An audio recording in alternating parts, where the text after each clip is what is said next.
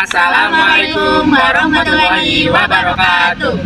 Kami dari kelompok Kimia A, sebelumnya perkenalkan nama saya Rohiman. Saya Fadila Naura Pradita. Saya Siti Setianisi. Saya Olivia Eka Putri. Saya Salsa Dara Zahra. Kami akan mempresentasikan tentang teknologi nuklir dalam pertanian.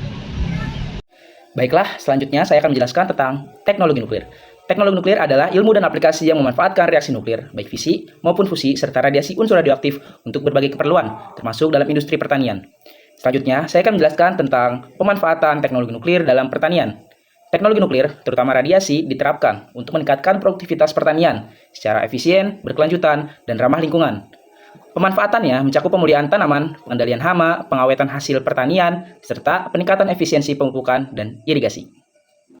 Di Indonesia, tujuan pemanfaatan teknologi nuklir dalam produktivitas pertanian adalah untuk meningkatkan hasil panen, ketahanan pangan, dan efisiensi produksi. Salah satu aplikasinya adalah melalui teknik mutasi radiasi yang menghasilkan varietas tanaman yang lebih tahan terhadap hama, penyakit, dan kondisi lingkungan yang tidak dapat diprediksi. Contohnya, padi atau mita varietas yang menghasilkan hasil panen yang lebih tinggi dibuat oleh Badan Tenaga Nuklir Nasional, yaitu Batan. Selain itu, untuk mengendalikan hama, teknologi nuklir juga digunakan. Teknik serangga steril, SIT, adalah metode yang memanfaatkan radiasi untuk menekan populasi hama secara alami.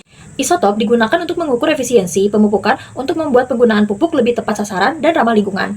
Teknik radiasi juga digunakan untuk menjaga hasil pertanian karena menghentikan perkembangan mikroorganisme tanpa menggunakan bahan kimia tambahan. Ada beberapa manfaat teknologi nuklir untuk meningkatkan produktivitas pertanian di Indonesia. Yang pertama, peningkatan hibridisasi tanaman, pengembangan varietas tanaman unggul yang lebih tahan hama, penyakit, dan iklim ekstrim. Yang kedua, peningkatan ketahanan pangan.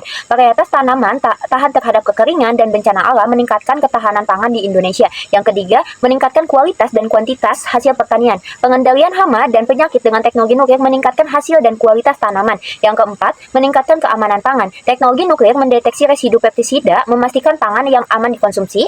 Yang kelima, meningkatkan kualitas tanah. Analisis isotop membantu petani memperbaiki kondisi tanah untuk hasil yang lebih baik. Yang keenam, yaitu meningkatkan efisiensi penggunaan pupuk dan air. Teknologi isotop membantu memantau efisiensi penggunaan pupuk dan air, mengurangi biaya dan dampak lingkungan. Yang pertama yaitu pemulihan tanaman dengan mutasi sinar gamma. Contohnya, di Indonesia peningkatan varietas padi. Penerapannya itu dengan memberi perlakuan radiasi sinar gamma pada biji padi untuk menciptakan mutasi varietas baru yang tahan hama penyakit. Lalu yang kedua yaitu sterilisasi hama dengan SIT. Penerapannya yaitu dengan mensterilisasikan hama serangga, kemudian hama yang telah disteril dilepas ke alam sehingga hama tidak bisa berkembang biak. Lalu yang ketiga yaitu iradiasi untuk memperpanjang umur simpan produk pertanian. Contoh di Indonesia, iradiasi buah dan sayuran. Proses ini membantu mengurangi pembusukan sehingga dapat membantu mengurangi pemborosan pangan. Untuk kesimpulan materi kita hari ini, pemanfaatan teknologi nuklir adalah potensi besar yang harus diteliti lebih lanjut di Indonesia. Dengan adanya teknologi nuklir yang dirancang khusus di sektor pertanian, maka para petani dapat menghasilkan produk yang lebih berkualitas dan meningkatkan ketahanan pangan dengan efektif serta efisien, yang secara langsung dapat membantu mewujudkan swasembada pangan di Indonesia.